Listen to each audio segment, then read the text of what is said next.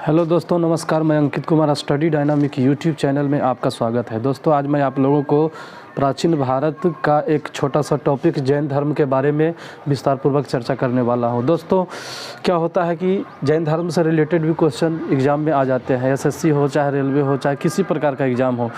तो यहाँ पर हमने जैन धर्म से रिलेटेड कुछ ऑब्जेक्टिव को सिलेक्ट किया है जो कि एग्ज़ाम की दृष्टि से बहुत ही महत्वपूर्ण है। अगर इसे आप अच्छी तरह से ध्यानपूर्वक समझ लेंगे तो आसानी से जैन धर्म से रिलेटेड अगर क्वेश्चन एग्ज़ाम में आएगा तो आप आसानी से उसको टारगेट कर सकेंगे, अच्छे तरीके से आप ऑप्शन सेलेक्ट कर सकेंगे। तो आइए आज समझ लेते हैं कि जैन धर्म क्या होता है। दोस्तों, कहा जाता है कि जैन धर्म का संस्थापक या प्रथम तीर्थंकर ऋषभदेव थे। तीर्थंकर का मतलब होता है जैन धर्म के गुरु को, जैन धर्म में गुरुओं को तीर्थंकर कहा जाता था। इसलिए जैन धर्म जो बनाए यानी कि संस्थापक और पहले गुरु यानी कि प्रथम तीर्थंकर वो ऋषभदेव थे। ये प्रथम तीर्थंकर जो ऋषभदेव थे ये सांड का प्रतीक माना जाता है इनको। अगला है जैन धर्म के 23वें तीर्थंकर।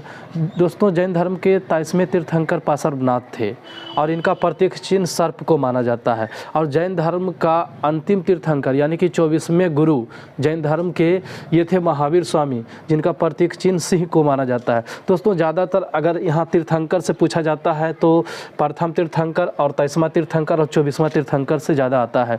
खास करके प्रथम तीर्थंकर और 24वां तीर्थंकर ये दोनों एग्जाम में ज़्यादा पूछे जाते हैं।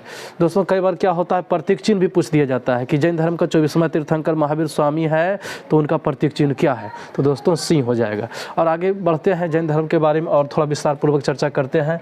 तो सबसे पहले ये जान लेते हैं दोस्तों कि महावीर स्वामी जो जैन धर्म के 24वें तीर्थंकर थे, इनका जन्म 540 ईसा पूर्व कुंडग्राम वैशाली में हुआ था। दोस्तों हाँ, कुंडग्राम वैशाली में। और इनके पिता का नाम सिद्धार्थ और माता का नाम तिरसला था। और इनके पत्नी का नाम यशोदा और पुत्री का नाम अनुजा प्रियदर्शनी था। दोस्तों, कहा जाता है कि ज्ञान की प्राप्ति इसे 12 वर्ष की आयु में 12 वर्ष तपस्या किए थे ऋजुपालिका नदी के तट पर साल वृक्ष के नीचे, तब इनको ज्ञान की प्राप्ति हुआ था। दोस्तों, महावीर का उपदेश प्राकृत भाषा में दिया गया है। दोस्तों, जब इनको ज्ञान की प्राप्ति हो गया तब ये प्राकृत भाषा में लोगों को ज्ञान दिए। दोस्तों, कहा जाता है कि जब ये 30 वर्ष की अवस्था में थे महावीर स्वामी, तब इनके माता पिता का मृत्यु हो गया। उसके बाद इन्होंने अपने बड़े भाई नंदीवर्धन से अनुमति लेकर सन्यासी को स्वीकार किया, यानी कि सन्यासी जीवन को स्वीकार किए थे। आगे देखते हैं दोस्तों, कहा जाता है कि जैन धर्म आगे चल कर के 2 भागों में बट गया है, श्वेतांबर और दिगंबर। श्वेतांबर के गुरु स्थूलभद्र कहलाए, जो हमेशा श्वेत वस्त्र धारण करने वाले होते थे। और दूसरा पार्ट हो गया जैन धर्म का दिगंबर, जिनका गुरु भद्रबाहु कहलाया। ये नगन वस्त्र पहनने वाले होते थे। आगे चल कर के जैन संगीतियाँ भी हुआ। तो जैन धर्म में 2 संगीतियाँ हुआ है। पहला 300 ईसा पूर्व में पाटलिपुत्र में हुआ है और उस समय अध्यक्ष थे स्थूलभद्र थे, जो स्थूलभद्र यहाँ श्वेतांबर के गुरु थे। जैन धर्म का द्वितीय संगीति 512 ईस्वी में हुआ था, वल्लभी गुजरात में हुआ था और ये क्षमा श्रवण की अध्यक्षता में किया गया था। नेक्स्ट आगे चल कर के जैन धर्म में त्रिरत्न का मान्यता है।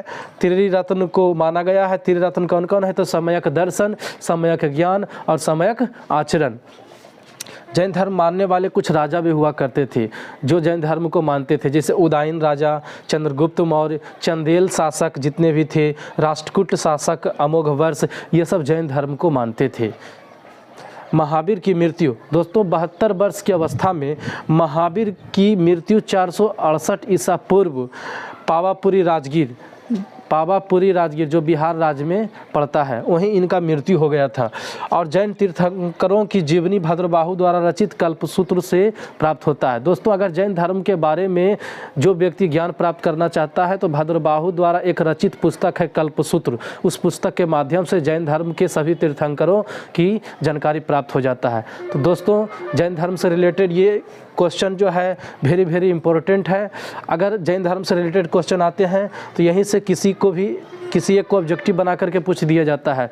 तो दोस्तों, अगर आपको ये वीडियो अच्छा लगा है तो लाइक कर दीजिए, कमेंट करके बताइए और सब्सक्राइब भी कर लीजिए। दोस्तों, तब तक के लिए नमस्कार।